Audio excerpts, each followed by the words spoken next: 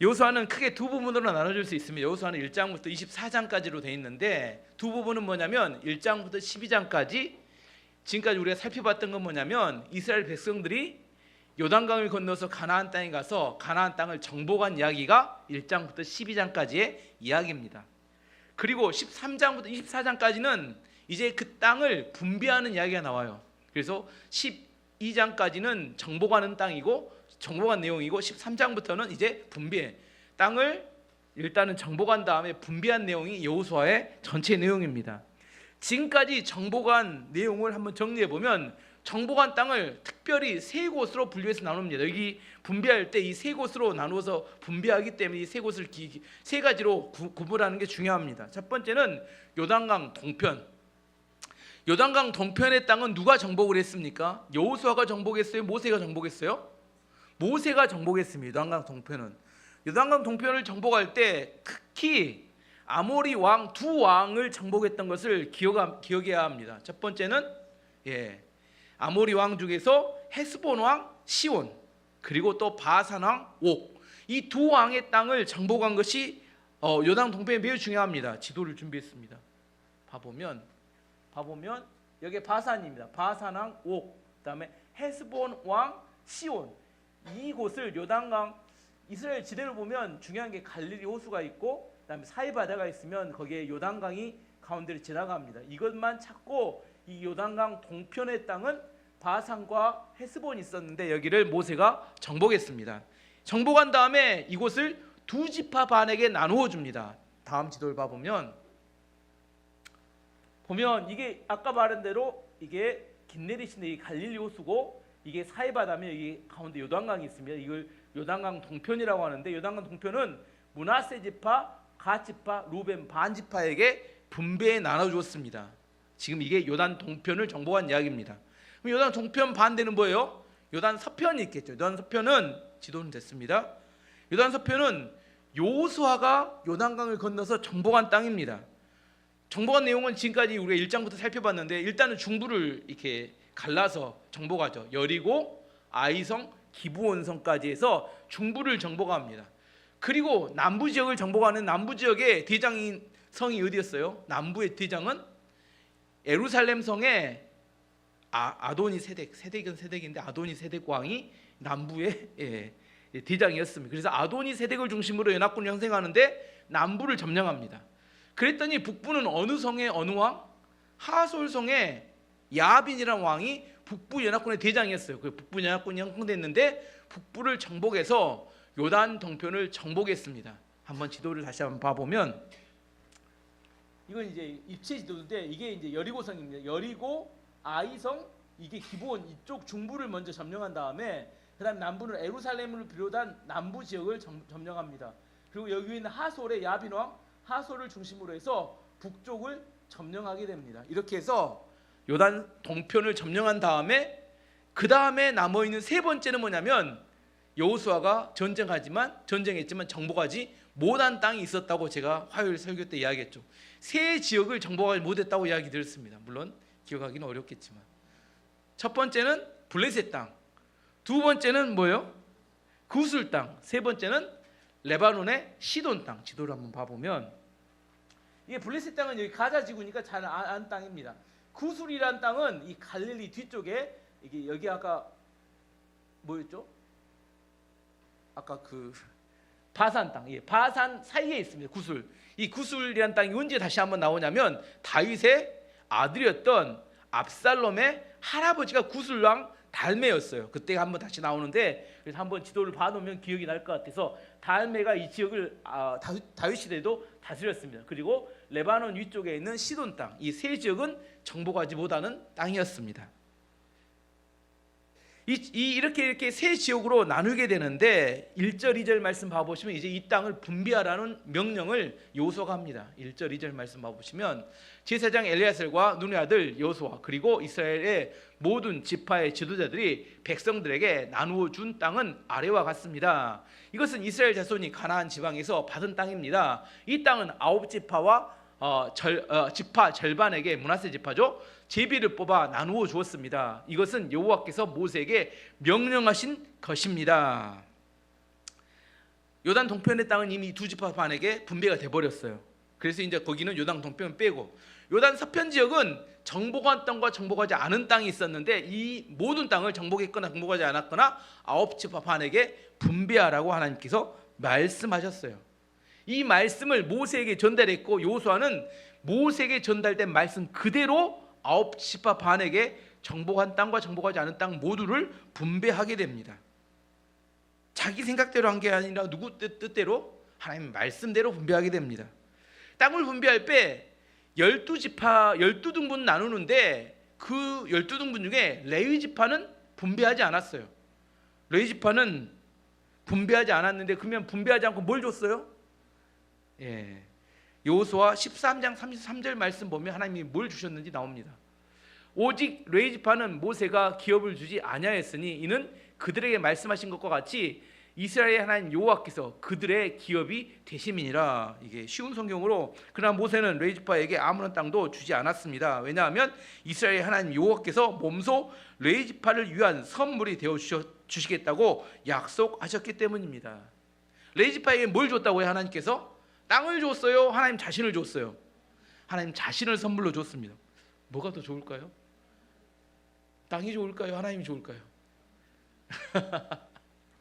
저는 목회자니까 레위 지파니까 이게 하나님이 선물로 저에게 주셨겠죠.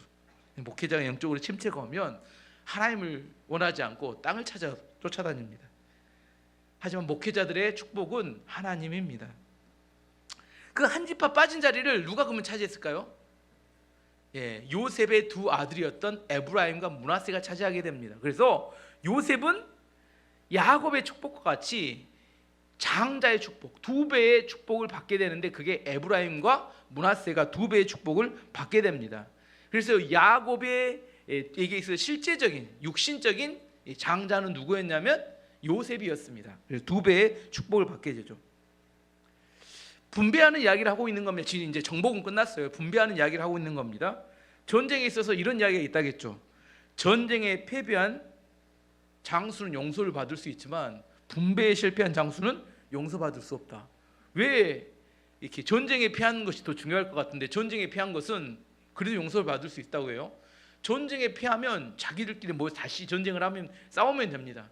분배에 실패했다는 것은 내분을 만들어내요. 내부 안에서 어떤 사람은 많이 분배하고 어떤 사람은 잘못 분배하니까 서로 같은 편을 갈라지게 만들어서 무너지게 만드는 이유가 되기 때문에 분배에 실패한 게 더 큰 죄라는 거예요.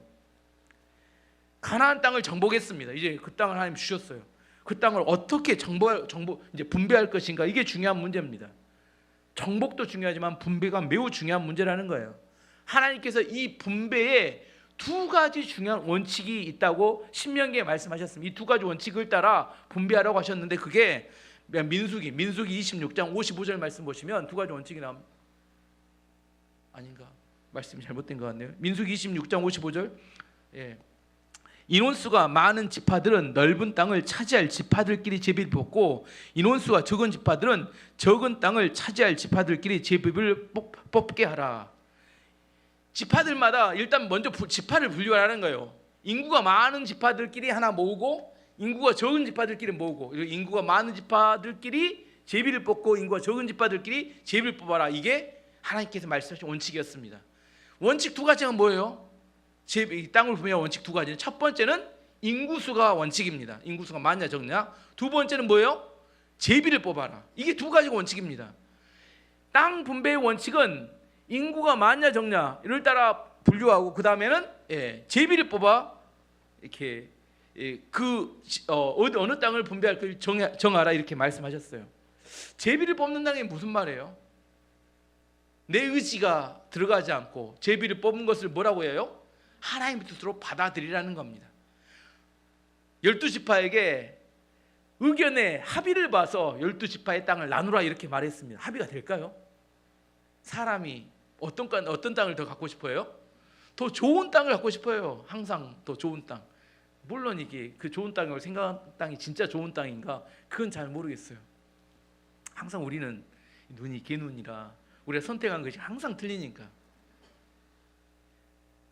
근데 이제 사람의 이기심 때문에 서로 분배하는 게 매우 어렵습니다. 그래서 하나님께서 이렇게 일정한 기준 인구수를 정해준 다음에 그 다음에 제비를 뽑았어요. 근데 내가 원하는 땅이 아니어도 어떻게 하라는 거예요? 그것을 뭘로 받아들이라? 하나님의 뜻으로 받아들이라는 겁니다. 이게 참 어렵습니다. 자기 의지와 고집이 강한 사람들은 제비를 뽑아가지고 하나님 뜻을 받아들이는 걸 잘못합니다. 여러 가지 이유를 대요. 얼마나 이유가 많겠습니까? 얼마나 많은 이야기들이 나올 수 있겠어요. 근데 그 많은 이야기들을 다 포기하고 뭐 하라는 거예요? 제비가 뽑히면 그것을 받아들이라는 겁니다. 만약 그것을 하나님 뜻으로 받아들이지 못하면 어떻게 돼요? 내분이 일어나고 내부에 전쟁이 일어날 수밖에 없어요. 나는 이 땅을 갖고 싶어. 우리나라 그러잖아요. 뭐 이렇게 뭐 소각장, 쓰레기 소각장 하나 이렇게 만드는데도 우리 지역은 안 된다. 이렇게 난리잖아요. 최근에 이렇게 유튜브에도 봤던 것 중에 이탈리아가 서로 지역이 나누어져서 쓰레기 소각장을 못 만든대요. 너무 지역 이기주의가 많아서. 그래서 쓰레기를 어떻게 하냐면 네덜란드로 보내가 거기서 소각을 한대요. 이게 얼마나 낭비가 심해요. 그래서 이탈리아에 가면 로마에 가면 쓰레기를 못 치워서 난리돼요. 왜 그러냐면 쓰레기 처리할 비용도 없을 뿐더러 소각장이 없대요. 그 나라에. 이게 정상인가요? 누군가는 그걸 책임지고 이렇게 자기 안에서 해결해야 되잖아요. 근데 인간의 이기심, 인간의 마음, 인간의 이성과 합리성을 가지고 의견을 조율하는 그런 세상에서는 이게 그 쓰레기 소각장 하나가 없어가지고 많은 돈을 낭비하고 그런 사회가 되고 만다는 거예요. 지금 없던 땅이 생기는 거잖아요. 없던 땅이 정복에 생기는 게 좋은 일인데 그 좋은 일이 전쟁으로 비극이 될 수 있다는 겁니다. 의견이 서로 맞지 않게 되면. 그래서 하나님께서 뭐라고 했어요? 비슷한 인구수의 지파들끼리 제비를 뽑아라. 제비 뽑은 것을 어떻게 받아들이라고요? 그것을 하나님의 뜻으로 받아들이는 믿음이 필요합니다. 이 믿음이 필요합니다. 여호수아도 지도자로 나름대로 뭐를 생각해요? 자기도 생각이 있을 거 아니에요. 이렇게 했으면 좋겠다. 근데 그렇게 하지 않았다는 거예요. 하나님께서 모세에게 말씀하신 그대로 순종했다 그렇게 나옵니다. 5절 말씀 다시 보시면 이스라엘 백성은 여호와께서 모세에게 말씀하신 대로 각각 땅을 나누었습니다. 이게 쉬울까요? 정말 쉽지 않은 일이면 말은 쉬운데 쉽지 않아요. 권력이 있잖아요. 힘이 있잖아요. 그러면 청탁이 들어올 거 아니에요. 이 사람 원하는 사람들에게 더 친한 사람들에게 좀 더 좋은 땅을 줄 수도 있는 거잖아요. 하지만 여호수아는 그렇게 하지 않았다는 겁니다. 하나님께서 모세에게 말씀하신 그대로 그 땅을 원칙을 따라 이렇게 분배했다는 거예요. 자기의 기득권을 하나도 사용하지 않았다는 겁니다. 왜?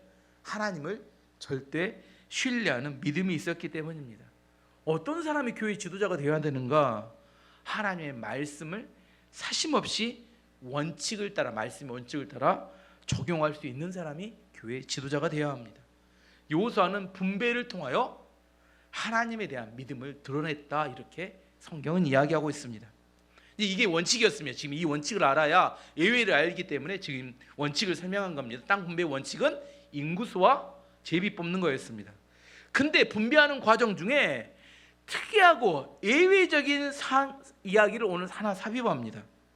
원래 인구수와 제비를 따라 제비 뽑아서 땅을 분배해야 되는데 갈렙이라는 사람이 유다 지파의 갈렙이라는 사람이 과거 모세가 45년 중에 전에 했던 약속을 들고 나와서 헤브론 땅을 자기 지파에게 주라는 겁니다. 제비를 뽑은 게 아니에요.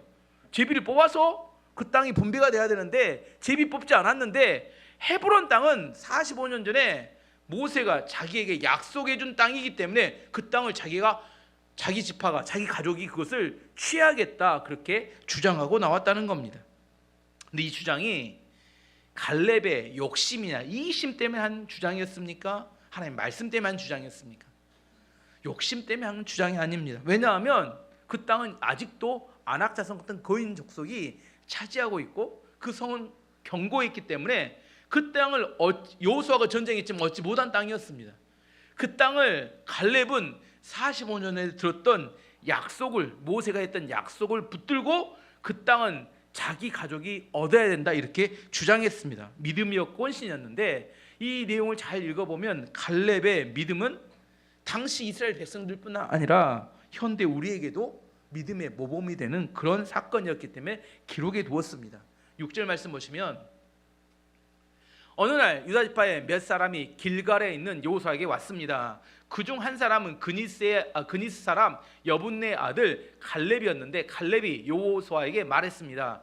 당신도 여호와께서 가데스 바네아에서 말씀하신 것을 기억하실 것입니다.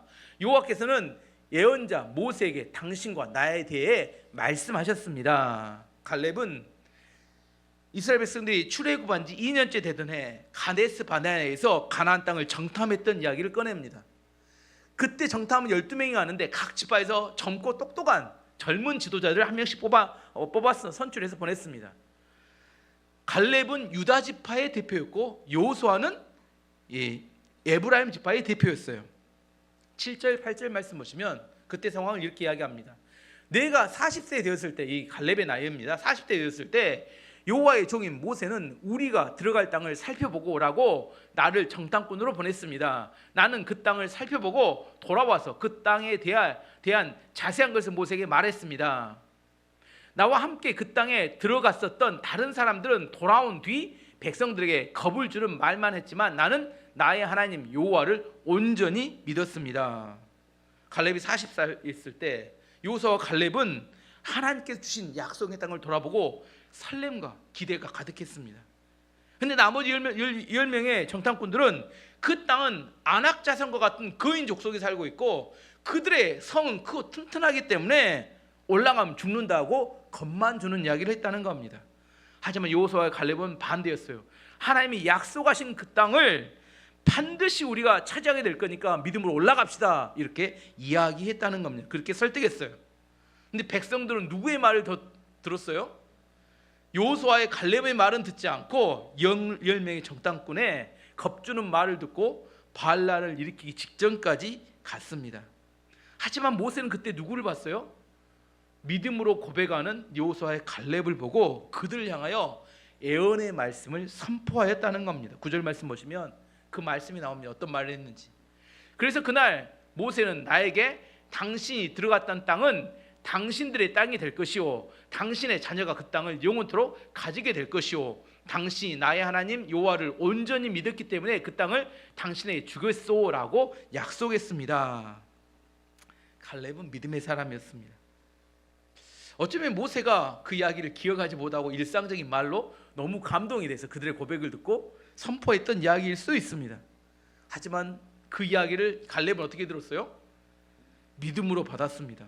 하나님의 종인 모세가 했던 말을 믿음으로 받아들이고 언젠가는 자기가 정탐했던 헤브론 그 땅은 어떻게 될 것이다? 우리 가족의 땅이 될 것이다, 이렇게 믿음으로 믿었다는 거예요. 받아들였다는 겁니다. 그리고 몇 년을 45년 동안 단 한 번도 잊지 않고 그 언젠가는 헤브론 땅은 내 땅이다고 생각하고 기다렸다는 겁니다. 반드시 하나님께서는 그 약속을 이루실 거다 하고 기다렸다는 거예요. 이런 사람은 뭐라고요? 주책맞은 사람이에요. 왜 주책맞아요? 주님만이 책임질 수 있는 사람입니다. 미치고 환장하죠.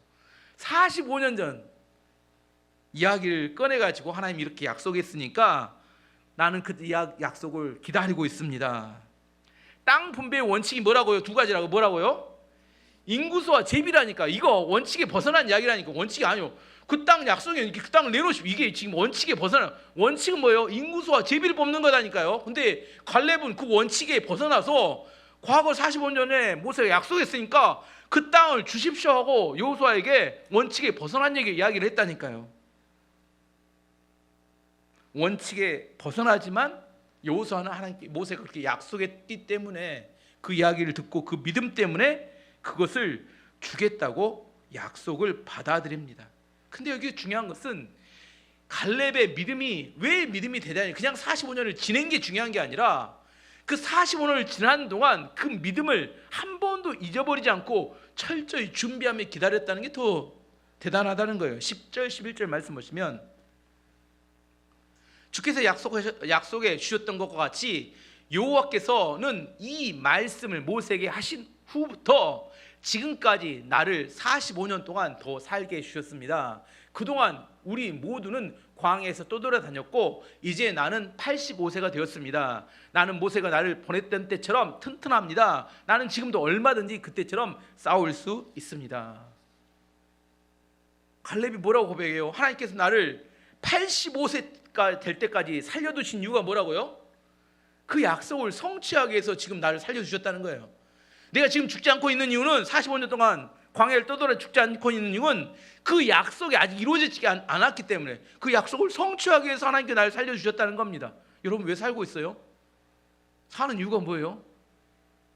약속이 있기 때문에 죽을 수 없다는 거예요. 약속이 아직 성취 안 됐는데 어떻게 죽을 수 있냐. 이게 갈렙의 믿음이 첫 번째였고, 두 번째, 자신이 그 헤브론 땅을 차지해야 되기 때문에 뭐 했다는 거예요? 건강 관리를 열심히 했다는 거예요. 아직 나는 몸이 튼튼해서 싸울 수 있다는 겁니다. 전쟁할 수 있다는 거예요. 45년 동안 뭐 한 겁니까? 언젠가 싸워야 돼. 그렇고 뭘 준비했어요? 튼튼한 건강을 준비했다는 겁니다. 이렇게 이야기하는 사람을 어떻게 거절합니까? 그냥 85년을 그냥 보낸 게 아니라, 45년 그냥 보내는 게 아니라 믿음을 가지고 철저히 준비하며 보냈다는 겁니다. 기다리는 것과 잊어버린 것의 차이가 뭔가, 여기에 대한 이야기입니다. 아이를 임신했어요. 9달 뒤에 아이를 낳습니다. 아이가 태어날 것을 간절히 기다리는 사람은 기다리는 동안 아이를 위한 방도 만들고, 아이들 위해서 침대도 준비하고, 아이를 위한 여러 가지 물품을 준비하며 이걸 기다리는 거라고 합니다. 잊어버린 건 뭐예요? 9달에 애기 나오려고, 오! 애기가 나와? 깜짝 놀래. 허겁지겁. 그때 막 허겁지겁 되는 사람은 뭐예요? 아이를 기다린 게 아니라 뭐예요? 아이를 잊어버리고 있었던 겁니다. 임신의 아이를 잊어버리고 있었던 거예요. 기다린다는 것은 그냥 시간을 보내는 게 아니에요. 겉으로는 똑같습니다. 9달이 지나가는 건 다 지나가야 그것이 이루어지지만, 기다린 것은 그것을 항상 생각하면서 준비하며 기다리는 것을 기다린다 하고, 잊어버리다가 그게 딱 벌어지니까 허겁지겁하는 것은 기다린 게 아닙니다. 하나님의 약속에 대해서 마찬가지입니다. 현재 이루어지지 않았지만 기다리는 사람은 믿음으로 그것을 현재 항상 꿈꾸며 바라보고 내 현재의 삶을 준비해 가는 것을 기다린다고, 그걸 믿음이라고 합니다. 하지만 잊어버린 사람은 자기 욕망을 따라 다 살아가 버리는 것을, 원하는 대로 사는 걸 말합니다. 믿음으로 기다리는 사람은 그 성취의 기쁨을 얻겠지만, 잊어버린 사람은 아무것도 얻을 수 있는 게 없습니다. 하나님이 우리 가운데 동일하게 약속을 받았을지라도 믿음으로 기다리는 사람이 있고 잊어버린 사람이 있을 수 있다는 겁니다. 내 안에 왜 하나님이 약속을 들었지만 성취되지 않는가? 왜 그래요? 기다리지 않고 잊어버리기 때문에 그 약속은 성취되지 않는 겁니다. 갈렙은 모세가 했던 그 45년 전에 했던 이야기를 믿음으로 받아들이고 45년을 기다렸던 겁니다. 히브리서 4장 2절 말씀 보시면,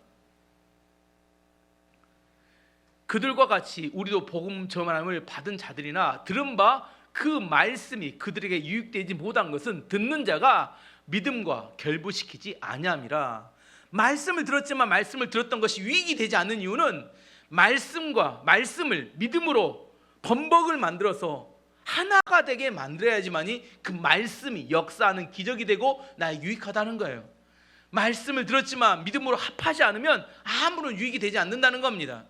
들었던 약속의 말씀이 있지만 오늘 그 말씀을 나는 믿음으로 받아들여야 돼요. 그래야 내 안에 역사하는 믿음이 됩니다. 갈렙은 45년 동안 들었던 말씀에 믿음으로 합하여서 그것을 오매복말 기다리다가 이제 때가 되니까 여호수아에게 나가서 그 땅을 이제 제가 차지하겠습니다, 이렇게 이야기했다는 겁니다.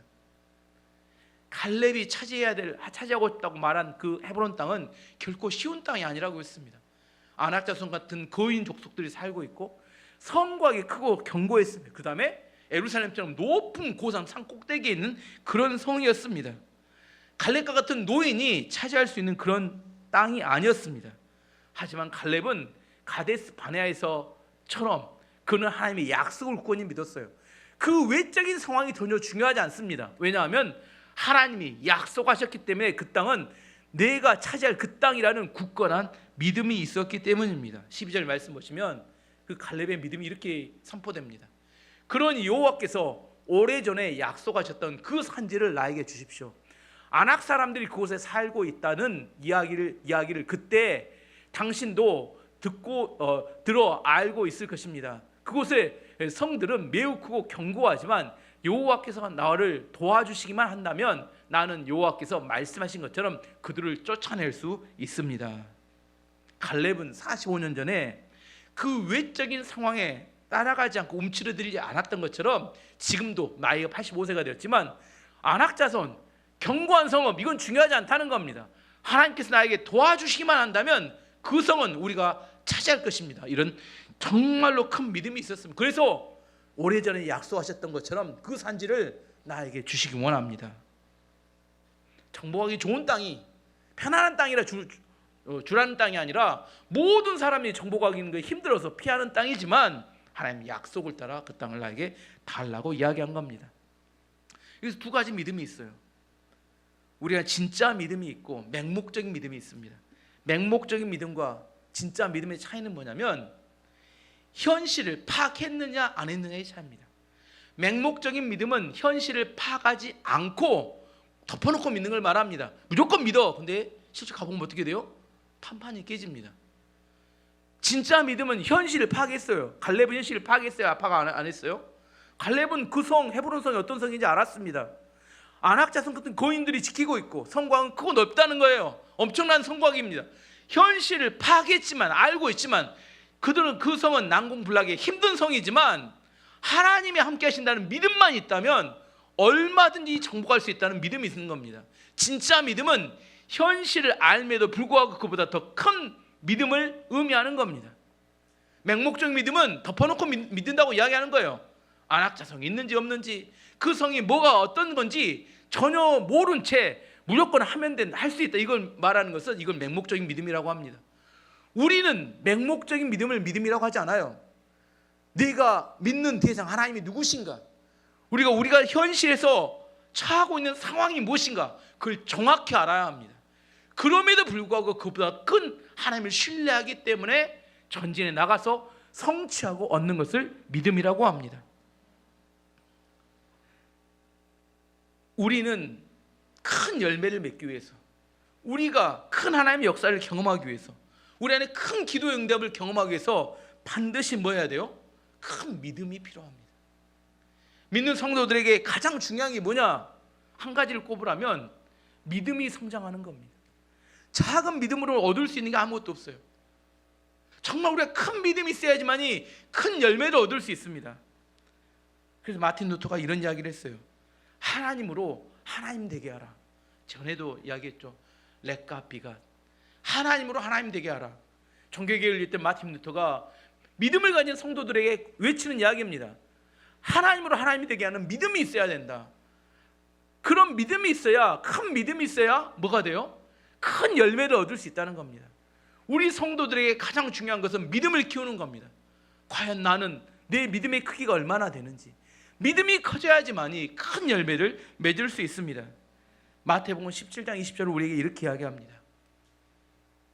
이르시되 너희 믿음이 작은 까닭이니라 진실로 너에게 이르노니 만일 너희에게 믿음이 겨자씨 한 알만큼만 있어도 이 산을 명하여 여기서 저기로 옮겨지라 하면 옮겨질 것이요 또 너희가 못할 것이 없으리라.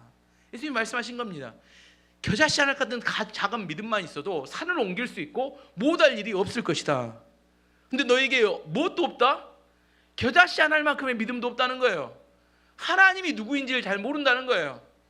현실 상황에 들어가서 하나님, 크신 하나님을 붙들고 현실 안에 들어가서 부딪히게 되면, 하나님의 약속을 부딪히게 되면 얼마든지 성취할 수 있는데 우리 안에 뭐가 없어요? 그 믿음이 없으니까 거기에 움츠러들고 전진하지 못하게 됩니다.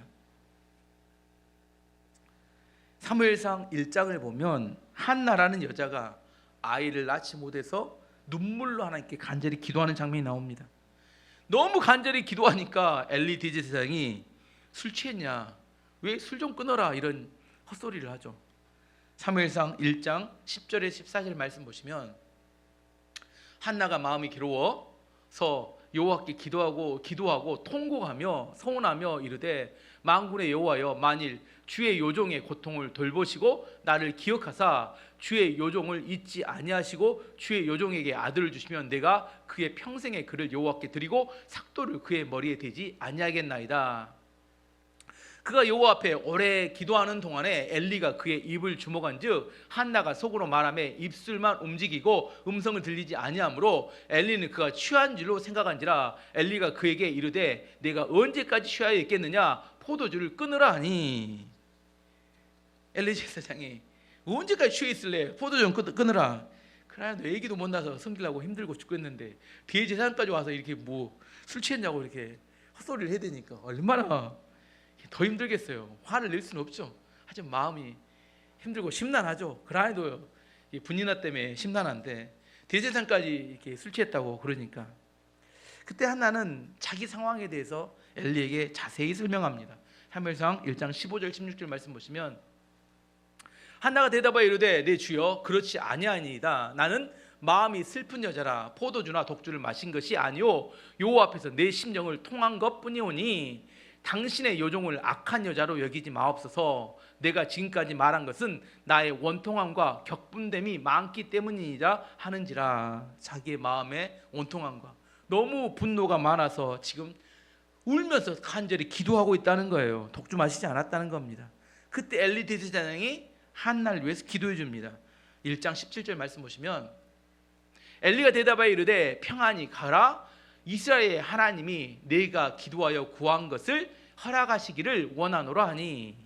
근데 이게 엘리 대제사장의 특별한 기도가 아니라 그 시대에 성막에 와서 기도한 사람에게는 일상적인 기도의 말투입니다. 이게 대제사장이 누구를 만나든지 뭐라고 해요? 평안히 가라. 이스라엘 하나님이 내가 기도하고 구하는 것을 허락하시기를 원하노. 이건 뭐예요? 일상 용어, 이게 반복적인 일상적인 문구입니다. 누구를 만나든지 동일하게 반복한 이야기입니다. 평안히 가라. 이스라엘 하나님이 내가 기도하여 구한 것을 허락하시기를 원하노라. 그냥 누구나 뭐 이게 사랑합니다 이렇게 고백하듯이 이렇게 기도해주는 축복의 기도예요. 일상적인 기도였어요. 근데 한나는 중요한 것이 일상적인 이 기도, 뻔한 기도인데 그 기도를 어떻게 받아요? 믿음으로 그냥 받아들여 버린 거예요. 믿음으로 아멘 이루어지기를 원하나이다. 사무엘상 1장 18절 말씀 보시면 이르되 당신의 요종이 당신께 은혜를 입기를 원하나이다 하고 가서 먹고 얼굴에 가시는 근심빛이 없더라. 뭐였어요? 아멘 할렐루야 이루어질 걸 믿습니다 하고 진짜 믿고 돌아가서 다시는 근심하지 않았다는 겁니다. 모세가 했던 이야기를 갈렙이 뭘로 받아버렸어요? 믿음으로 받고 45년을 기다린 것과 똑같이 엘리 대제사장 술 취했냐고 말한 엉뚱한, 이 사람이 믿음이 없는 것 같은데, 엉뚱한 대제사장의 이야기를 듣고 뭘로 받아버려요? 아멘 할렐루야 아멘으로 받아버렸어요. 그리고 그것이 이루어질 걸 굳건히 믿고 돌아가서 근심빛이 사라졌죠. 더 이상 걱정도 하지 않았다는 겁니다. 이런 사람은 뭐라고요? 주책 맞은 사람, 주님만 책임질 수 있는 사람이다니까요. 이렇게 믿음으로 반응한 누가 바빠져 버렸어요? 하나님이 바빠져 버렸어요. 그 이야기가 나옵니다. 사무엘상 1장 19절 20절을 보시면 하나님이 바빠진 이야기가 나옵니다. 그들이 아침에 일찍 일어나 여호와 앞에 경배하고 돌아와 라마의 자기 집에 이르니라. 엘가나가 그의 아내 한나와 동침하매 여호와께서 그를 생각하신지라. 원래 생각을 안 했는데 생각을 하신지라. 한나가 임심하고 때가 이름에 아들을 낳아 사무엘이라 이름하였으니 이는 내가 여호와께 그를 구하였다 함이더라. 아멘하고 가서 어떻게 해요? 남편하고 동침하니까 누가 바빠졌어요? 하나님이 바빠졌어요. 생각하신 자라 기억하라. 이거 아직하라는 뭐라겠냐면 작은 것을 부분을 들여서 전체를 드림이 되었다. 그 한나의 하나님에 대한 믿음의 작은 반응을 뭐라고요? 그의 전체를 드린 걸로 하나님이 간주해 주었다는 거예요. 그래서 하나님이 그를 생각하셨다, 그를 기억하셨다, 그의 기도를 기억하시고 그의 기도를 들으셔서 그에게 아들을 낳게 하셨다는 거예요. 지금 뭘 이야기하는 겁니까? 누가 들었는지 이게 중요하지 않아요. 누가 들었는지 누가 말했는지 중요하지 않아요. 오늘 또 제가 말씀을 선포합니다. 제가 이 선포한 말씀 내가 믿음으로 못 받을 수 있어요. 근데 누구에게 기적이 나타나요? 이걸 믿음으로 받아들이는 사람에게 기적이 나타난다니까요. 누가 말했는지 중요하지 않아요. 누가 들었는지 중요하지 않습니다. 뭐가 중요해요? 내가 그 말씀에 대해서 믿음으로 반응하는 이게 중요하다니까요. 엘리 대제사장은 일상적인 이야기를 했지만 그것을 한나는 믿음으로 받아들였습니다. 갈렙은 45년 동안 모세가 했던 이야기를 믿음으로 받아들이고 아무도 기억하지 못하는데 본인만 기억해요. 그리고 여호수아에 가서 뭐래요? 그때 우리가 들었지 않습니까? 이렇게 이야기한다는 거예요. 그 믿음이 역사가 되어서 뭘 차지해요? 헤브론 땅을 차지했다는 거예요. 이게 얼마나 중요한 이야기인지 모릅니다. 지금 우리는 땅을 사고 팔지만 이스라엘 백성들은 땅을 사고 팔지 않아요. 지금 땅을 분배하는 이 땅이 한번 결정이 되면 어떻게 돼요? 대대 선선이 그 땅은 그 집안 땅이 된다니까요. 한번 결정되면. 근데 헤브론 땅 원래 갈렙 집안의 땅이 아니었는데 여호수아에게 해서 원칙에 어긋나게 그 땅을 약속했던 대로 저에게 주십시오 해서 그 땅을 차지해가지고 그 땅 한 성, 난공불락의 성, 그 성이 누구의 땅이 돼버려요? 갈렙 집안의 대대 선손이 그 재산이 되었다고 이야기하는 겁니다. 얼마나 대단한 이야기입니까? 이건 사고 팔 수 없어요. 그건 무조건 자식들에게 유산으로 물려져야 할 땅인데 이게 갈렙의 믿음을 통하여 그 대대 선손이 이 헤브론 땅이 그 대대 선손이 갈렙의 집안의 땅이 되었다는 겁니다. 15절 말씀 보시면 옛날에는 헤브론을 기랏 아르바라고도 불렀습니다. 이 이름은 아낙 사람 중에서 가장 큰 사람인 아르바라는 거인을 이야기해요. 아르바라는 거인의 이름을 따서 붙인 것입니다. 이 일이 있은 후 그 땅에는 평화가 있었습니다. 기랏 아르바는 헤브론의 옛 이름입니다. 옛 이름이란 누가 지었어요? 가나안 사람이 지은 겁니다. 여러분이 성경을 읽다 보면 가나안 옛 이름이 나와요. 예루살렘의 옛 이름이 뭘까요? 여부스입니다. 여부스예요. 옛 가나안 사람들이 지었던 이름이 나온 곳은 어떤 의미냐면 가나안 사람들이 살 때 아주 중요한 땅이었고 아주 강성한 지역이었다는 이야기합니다. 예루살렘은 아주 중요한 땅이 강성한 땅이었습니다.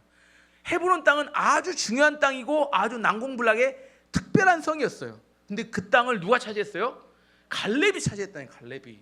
그런 좋은 땅을 원래는 이제 차지하기 힘들었지만 차지하기 힘드니까 좋은 땅이었죠.